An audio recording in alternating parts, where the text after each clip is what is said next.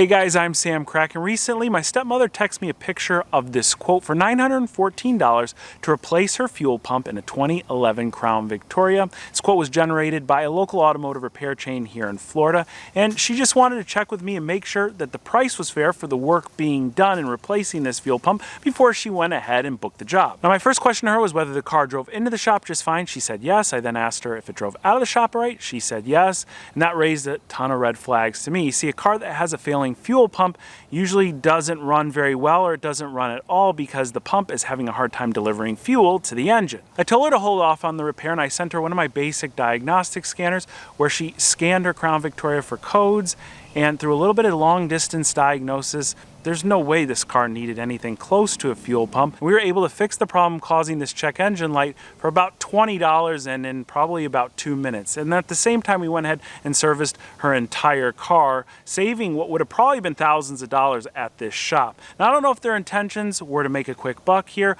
or if the person writing up the quote was just incompetent. And I love sharing videos like this with you guys because it can show you that the majority of times car issues are super basic, simple, and you could tackle them at home with basic hand tools and on a super budget, and in turn it will save you literally hundreds and in some cases thousands of dollars. I made this video alongside of my stepmother, and she actually did a lot of the wrenching. It was a lot of fun, but unfortunately I can't share the video with you on this platform as I've been advised not to. I did, however, post the video on another platform, which I will link in the description box below. Right now I just want to quickly address a lot of the questions that you guys have had in the comments regarding my stepmother's channel, why I decided not to post this video on YouTube, and what it might mean for the future of mine and other channels. Now, my stepmother's channel was titled This Modern Mansion, and the content centered around the build process of her new home. I tell you to check it out, but it doesn't exist anymore. Recently, she got an email from YouTube that said, and I quote, "Your channel is no longer eligible to monetize. After reviewing your application, we found that your channel doesn't follow all of YouTube's monetization policies." And then it goes on to say, "Our reviewers found that your channel contains the following: sexually gratifying content, content containing sexual themes, or content isolated for the purpose of sexual gratification." Now, I'd be a total hypocrite if I didn't agree with the idea that there was some sexually gratifying content on her old channel.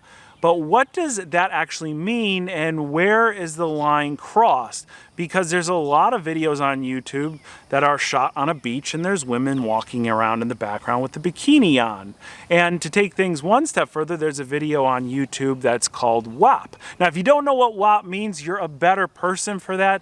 Don't bother looking it up. Somebody's going to tell us down in the comments section. Now, WAP has nearly 400 million views, and this is very significant in this whole entire situation. You see, a video doesn't just gain 400 million views on a whim.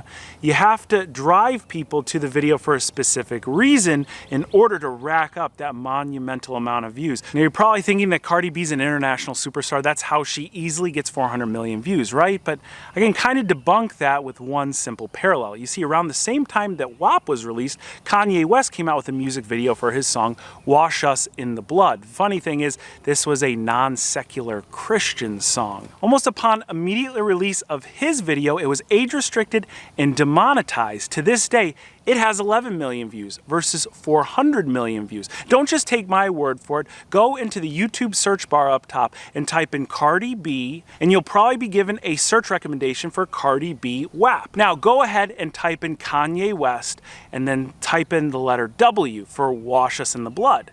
Continue typing the name of the song. Type in Wash. It will never pop up as even a search recommendation. YouTube takes these age-restricted and demonetized videos and they kind of shove them behind a curtain. So the only way you can find it is if you're really looking for it. What drives a video to massive numbers is the algorithm. When you're watching a video and it recommends all the videos on the side and shows you things that you might like based on what you've been watching, well, that's huge. That's how new creators get discovered and how current creators thrive. Now, if YouTube demonetizes one of your videos, and I've been demonetized before, I know how it goes, it's basically like saying, hey, we don't like that sort of stuff here. If you know exactly why your content was demonetized, it kind of gives you a little bit of a guideline as to what not to do next time, and you can just continue coming out with videos. But when they demonetize a new creator's entire catalog of a few dozen videos, in my eyes, it's like saying, we don't want you here. Think about large creators who have recently made the news because their entire channels have been demonetized. They have faced some very serious allegations. And while nothing is proven until it's done so legally, you're taking the allegations made against James Charles, the allegations made against David Dobrik, and my stepmom, who's showing house off in a bikini in most of the videos, and you're kind of bunching them together saying this is really bad stuff. Now, we're not going to ignore the fact of what my stepmother's profession is. You guys well are aware at this point. You seem to discuss it in pretty much every single one of my comment sections, as you do on other online forums.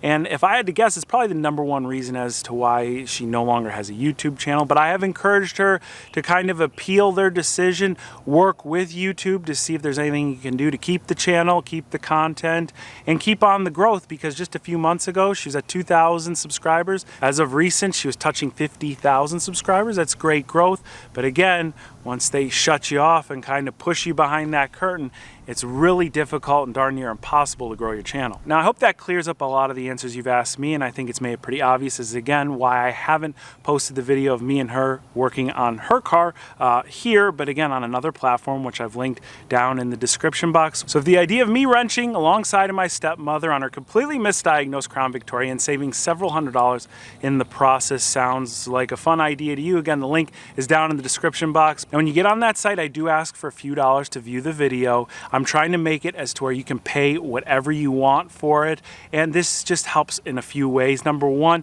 it pays for the hosting costs because it's not free to list it and be a member on this site. #2, it also helps me with the production costs of making the videos. And #3, to be completely transparent, my stepmother seemingly had a bit of a wardrobe malfunction while we were working on the car together, and the sun was really bright. And well, I used the word already, transparent is the word I would use to describe things. You see a little bit more than you would want, and again, it's another good reason to keep this video off of YouTube. But don't get things twisted. This is merely a car repair video. This isn't my foray into the adult industry or anything like that. Please don't feel obligated. Since there is a fee associated with the video, it's completely up to you whether you actually want to buy it or not. I don't blame you if you have no interest in it.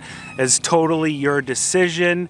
This is not something I plan on making a reoccurring theme unless it's something that has a demand from you guys. I just appreciate you listening to me and considering checking it out if, again, it interests you. Now, if you're new to the channel, I like building and rebuilding problem cars with interesting stories, like our 335 here that was generously given to me by a guy named Scott, who has gone through 2 kidney transplants, or like the BMW i8 here that 3 repair shops couldn't figure out until we got it, and we finally figured it out and fixed it. I've got a whole entire series on both of these cars. So if unique cars with unique problems interest you, go ahead and check out the channel. Make sure you subscribe below, because coming up next, we're going to bring you another awesome, very rare spec BMW. I've never seen another one like it. I went and scoured the internet to try and see if they made another one like the one we have, and I haven't seen it, and it's putting up quite a fight. But once we make a little bit of progress on it, I plan on releasing the video right afterwards, so that should be coming up next. And as always, I appreciate each and every one of you for tuning in today. I'll catch you very soon.